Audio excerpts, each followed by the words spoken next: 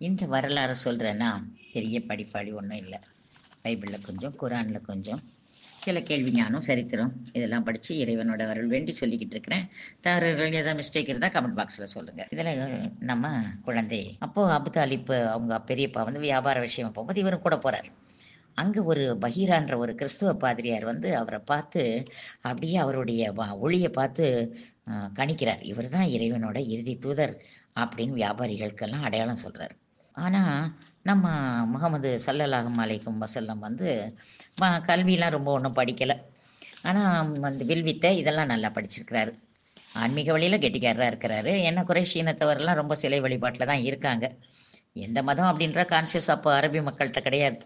யூதர்களெல்லாம் கிறிஸ்தவங்க அவங்களாம் ரொம்ப ஃபோர்ஸாக இருப்பாங்க. இவங்க எதையும் அப்படி ஒன்றும் ஆழமாக பார்த்துக்கல. சாப்பிட்டுமா, வேலை செஞ்சுமா, சாப்பிட்டுமா, உழைச்சுமா அப்படின்ட்டு அவங்க குல தெய்வத்தை வணங்கிட்டு இருப்பாங்க. ஆளாளுக்கு ஒரு குலதெய்வம் வச்சுருப்பாங்க. நம்ம ஊரில் இல்லையா, ஏகப்பட்ட குலதெய்வம் இருக்குது.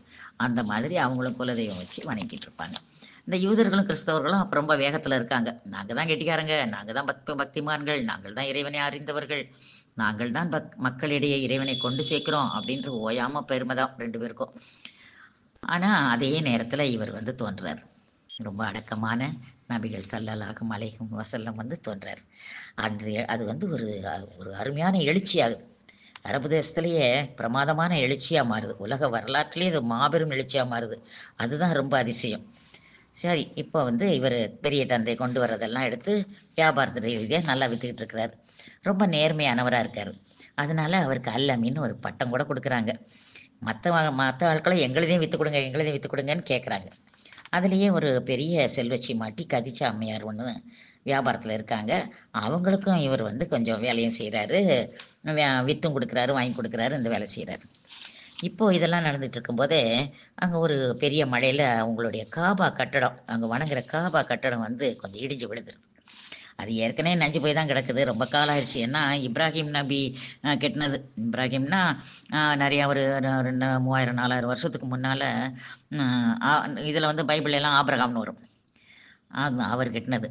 அது வந்து இப்போ ஏதாவது அழகாக கெட்டணும் அதை பிடிச்சின்னு ஏற்கனவே எண்ணம் தான். இப்போ அதே விழுந்துருச்சு. அதனால அல்லாவே சொல்லிட்டாரு, இனிமேல் நம்ம சரியாக கெட்டுவோன்னு அவங்க எல்லாரும் கெட்ட ஆரம்பிக்கிறாங்க. அப்படி கெட்ட ஆரம்பிக்க அங்கே ஒரு இறைவன் கல் இருக்குது. அதில் ஹஸ்ருல் அஸ்வத் அப்படின்னு ஒரு புனித கல் இருக்குது. அதை எடுத்து பத்திரப்படுத்துகிறாங்க, எப்படி அப்புறம் பதிக்கணும் அப்படின்னு. அப்போது அதை பதிக்கும்போது அது யார் அதை கொண்டு வந்து பதிக்கணும் அப்படின்னு அவங்களுக்கு கொஞ்சம் கொஞ்சம் பிரச்சனை வருது. நான் பதிக்கவா, நீ பதிக்கவா அப்படின்னு சொல்லி கொஞ்சம் யோசனை வருது. ஏன்னா அந்த மரியாதையான கல்லுக்கு வந்து ரொம்ப மரியாதை கொடுத்து ஒரு பெருமைக்குரியவங்க தான் பதிக்கணும் அப்படின்னு நினைக்காங்க. அந்த முதல் மரியாதை யாருக்கு அப்படின்னு வாக்குவாதம் வந்துருச்சு கொஞ்சம் நேரத்தில். மோதல்னா சாதாரண இந்த அரபிக்காரங்கிட்ட டக்குன்னு மாறிடும். அவங்க உடனே வாழை எடுத்துருவாங்க, ஆளை வெட்டி வீழ்த்த ஆரம்பிச்சிருவாங்க, ரத்தம் சிந்த ஆரம்பிச்சிடும். அதனால மக்கா தேசத்து பெரிய மனுஷங்கள்லாம் ரொம்ப கவலைப்படுறாங்க. வயசானவங்களாம் ரொம்ப வேதனைப்படுறாங்க. ஐயோ, நல்லா இருந்தாங்களே, நல்லா கோவில் கட்டிகிட்டு இருந்தாங்களே, இப்படி இப்படி மாறிட்டாங்களே அப்படின்னு வருத்தப்படுறாங்க. அப்போ அவர் ஒரு பெரியவர் சொல்கிறார், சண்டையை நிறுத்துங்க, ஒரு நாளைக்கு நிறுத்துங்க. நாளை காலையில் நம்ம காபாவில் வந்து யார் முதல்ல நுழைஞ்சி தொழுகை ஆரம்பிக்கிறாங்களோ அவர் சொல்கிற பிரிவினருக்கு அந்த மரியாதையை நம்ம கொடுப்போம் அப்படிங்கிறார். உடனே சரி அப்படின்னு சொல்லி எல்லோரும் என்ன செய்கிறாங்க, சுற்றிலும் இருக்கிறாங்க. அங்கேயே சுற்றிட்டு வச்சிட்டு இருக்காங்க. ராத்திரி முடியுது. காலையில் அப்படியே பொழுது விடிஞ்சு விடியாமல் இருக்குது. ஏதோ அருமையாக ஒருத்தர் வர்றார். இருட்டிலேயே ஒரு மனுஷர் தொழுகிறதுக்கு உள்ளே போகிறாரு. தொழுது முடிஞ்சு வெளியில் வர்றாரு. எல்லாரும் காத்திருந்து அவர் முன்னால் போய் நிற்கிறாங்க.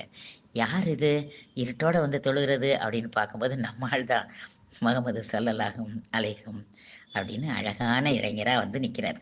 ஏற்கனவே அவர் பேரை எல்லாருக்கும் ஒரு நல்ல அபிப்பிராயம் இருக்கும், பண்பானவர்ன்ற பிரியம் இருக்கிறதுனால எல்லாரும் அவரை பார்க்குறாங்க. நாங்கள் இப்படி பேசிக்கிட்டோம், நீங்கள் சொன்ன ஆள் தான், நாங்கள் அதை பதிக்க போகிறோம் அப்படின்னு, அதனால சண்டை வந்துருச்சு எங்களுக்கு அப்படின்னு சொல்கிறாங்க. சொன்ன உடனே அவர் சிரிக்கிறார். உடனே அவருடைய பெரிய துண்டு எடுத்து தரையில் விரிக்கிறாரு. அந்த கல்லை கொண்டாங்க அப்படிங்கிறாரு. எல்லாரும் போய் சேர்ந்து அந்த ஹஸ்ருல் அஸ்வத் அந்த கல்லை தூக்கிட்டு வர்றாங்க. தூக்கிட்டு வந்து தூக்கிட்டு வந்த உடனே அவர் என்ன சொல்கிறார், அவருடைய துண்டை அதில் பெருசாக விரிக்கிறார். விரித்து அந்த கல் எடுத்து அதில் நடுவில் வைக்க சொல்கிறார். வச்ச உடனே எல்லாரையும் பார்த்து ஆளுக்கு ஒரு பக்கம் பிடிச்சி தூக்குங்க அப்படிங்கிறார். எல்லாரும் அப்படியே தூக்குறாங்க. அப்படியே கொண்டு போய் பதிச்சிருங்க அப்படிங்கிறார். பாருங்களேன் எவ்வளோ சுட்டி காசிறாரு. இல்லைன்னா எவ்வளோ சண்டை கண்டை வந்திருக்கோம். அந்த ஜட்ஜ்மெண்ட் கொடுக்கறது, அந்த திறமை வந்து ரொம்ப அருமை. இது வந்து நம்ம கரிகால் சோழர், அப்புறம் சாலமன் ராசா இவங்களெல்லாம் நம்ம பார்ப்போமே, அதை மிஞ்சுறாரு நம்ம முகமது ஸல்லல்லாஹு அலைஹி வஸல்லம் அவர்கள். இனி அடுத்த இதை பார்ப்போம்.